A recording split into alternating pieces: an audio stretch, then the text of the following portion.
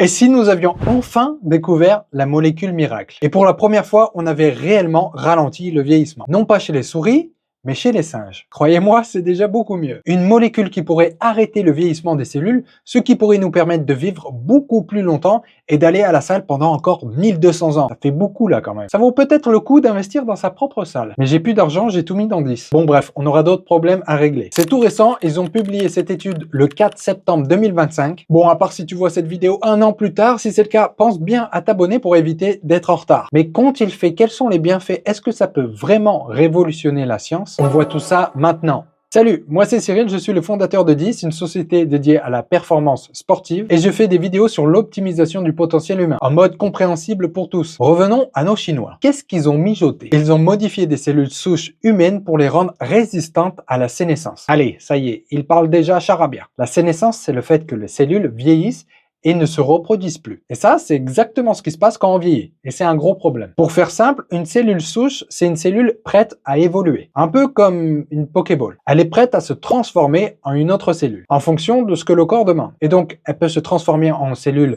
intestinale, en cellule musculaire, nerveuse, immunitaire. Ces cellules souches sont cruciales pour la régénération des tissus. Une mauvaise régénération des tissus se traduit par une peau moins élastique, une guérison plus lente, une plus grande vulnérabilité aux maladies et une perte de la masse musculaire. En gros, on vieillit. Mais c'est là que les chercheurs chinois entrent en jeu. Ils ont créé une nouvelle type de cellule souche appelée SRC, Senescence Resistant Cell.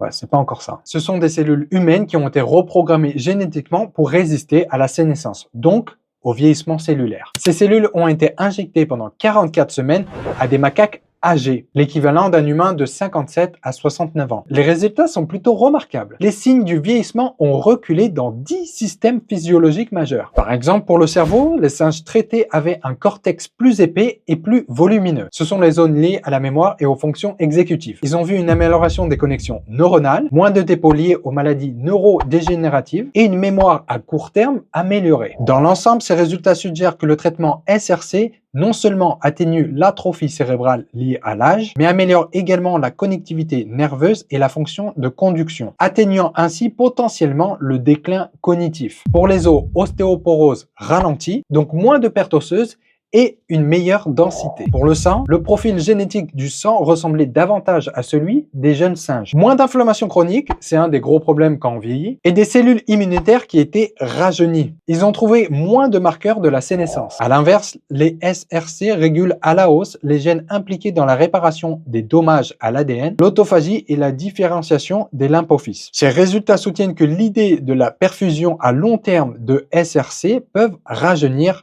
les PBMC, ce sont des cellules immunitaires, chez les singes âgés. En gros, les WTC, ce sont des cellules souches humaines normales. Elles servent de groupe témoin pour comparer avec les SRC. Et donc, en comparaison, ils ont trouvé les bienfaits que je viens de vous citer. Et pour finir, ils ont également remarqué une amélioration des organes reproducteurs, que ce soit chez les femelles ou les mâles. Donc, en résumé, une amélioration des fonctions cognitives, une densité osseuse renforcée, tissus moins abîmés, régénération des cellules nerveuses et les organes reproducteurs. Et le pire, enfin le mieux, pas de perte de poids, pas de fièvre, pas de tumeur, ni de dommages aux tissus. C'est franchement très prometteur. Et si vous voulez obtenir le SRC en avant-première, j'ai 35% offert avec le code BIOTEN.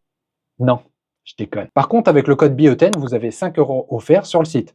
Je dis ça, je dis rien. Et comme je l'ai dit en début de vidéo, cette étude a été réalisée chez des macaques et non chez des souris. C'est très rare car d'habitude les études sur la recherche anti-âge sont effectuées sur des souris. Cela rapproche considérablement ces résultats de l'humain. Mais bon, ça reste quand même la seule étude, c'est la toute première publication de ce type, donc on a besoin davantage d'études pour en tirer des conclusions solides. Et comme toujours, ce qui fonctionne chez les singes ne garantit pas forcément que ça va marcher chez l'homme, même si on s'en rapproche beaucoup plus. Voilà, j'espère que j'ai bien résumé cette étude. C'était Cyril de 10 et moi je vous dis à la prochaine. Ciao!